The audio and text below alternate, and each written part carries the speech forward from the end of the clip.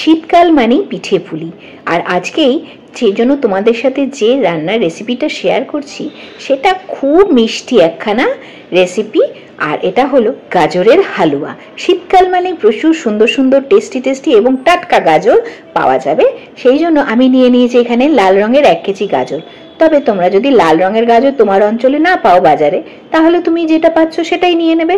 তাতে এমন কিছু ডিফারেন্স না, ডিফারেন্স হচ্ছে এর মিষ্টত্বটা একটু বেশি থাকে, তাই সুইট ডিশটা বানানোর সময় তোমাকে একটু কম মিষ্টি দিতে হবে। আর যদি কমলা রঙের গাজর যেটা সারা বছর পাওয়া যায় সেটা যদি নাও, একটু মিষ্টিটা তোমাকে বেশি দিতে হবে। এবারে পুরো গাজর ভালো করে ধুয়ে নেওয়ার পর আমি পিলার দিয়ে খোসাগুলো ছাড়িয়ে নিয়েছি, আর শেষ প্রান্তটা বাদ দিয়ে দিয়েছি এবং প্রথম প্রান্তটাও, মানে গাজরের মুখ এবং লেজ দুটোই আমি কেটে বাদ দিয়ে দিয়েছি। এবার আমি কুড়িয়ে নেব গ্রেটার দিয়ে। আমি সুন্দর করে পুরো গাজরগুলোকে কুড়িয়ে নিয়েছি।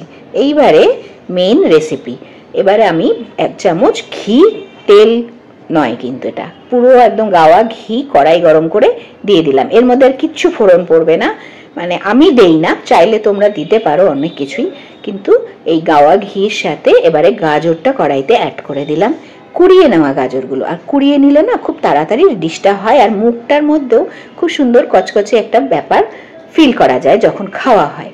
এই সুইট ডিশটা শীতকালে আমার ঘরে বানাতেই হবে 2-3 বার অন্তত। আর এই মিষ্টি গাজরটা এই সময় শুধুমাত্র পাওয়া যায় টাটকাভাবে, শীতকালীন সবজি গাজর, সেই জন্য এই ডিশটা খুবই হেলদি এবং ভীষণ পছন্দের একটি সুইট ডিশ আমার বাড়ির পরিবারের সদস্যদের। তাই ভাবলাম রান্না করছি যখন তোমাদের সাথে শেয়ার করি। ঘিয়ের মধ্যে কুড়িয়ে নেওয়া গাজরটা দিয়ে আমি কিন্তু একদম লো ফ্লেমে ছোট গ্যাসে বসিয়ে দিয়েছি, আর খালি এপিট ওপিট নাড়া করছি। দেখো গাজরের রং কিন্তু আমার মিনিট 5 পরেই চেঞ্জ হয়ে গেছে।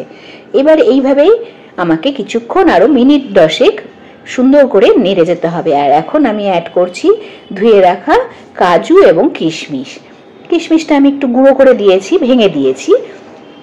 চাইলে তোমরা আরো ড্রাই ফ্রুটস দিতে পারো, আমন্ড কুচি দিতে পারো, পেস্তা কুচি দিতে পারো, তবে আমি এই দুটো জিনিস দিয়ে আজকে বানিয়েছি।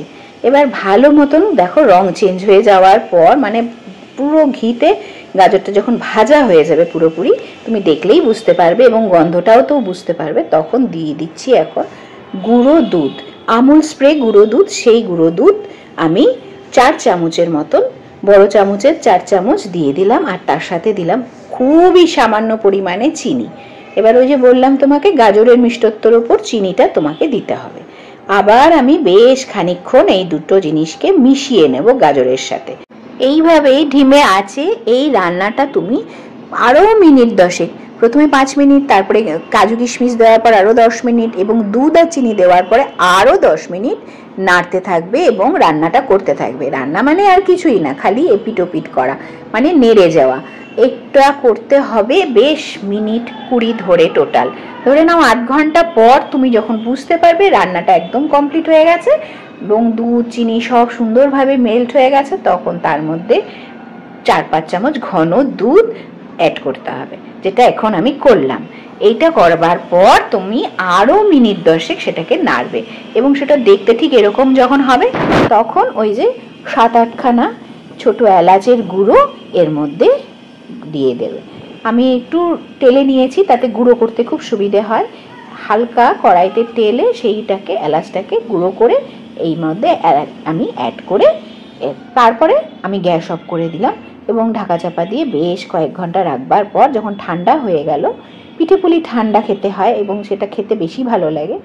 আর হয়ে যাওয়ার পর এখন আমি সার্ভ করছি সকলকে। দেখতে খুবই সুন্দর হয়, আর তার থেকেও বড় কথা, গাজর আর বিট শরীরের জন্য ভীষণ উপকারী। আর লাল রঙের গাজরগুলো যেহেতু আয়রন বেশি থাকে এই ধরনের সবজিতে, সেই জন্য আরও স্বাস্থ্যের পক্ষে উপকারী। রেসিপিটা যদি ভালো লাগে শেয়ার করো, আর অবশ্যই আমার চ্যানেলটিকে সাবস্ক্রাইব করে রেখো। নতুন নতুন রান্নার রেসিপি আমি প্রতিদিনই এই সময় আপলোড করে থাকি। সকলে ভালো থেকো, সুস্থ থেকো আর খুব খুব সাবধানে থেকো।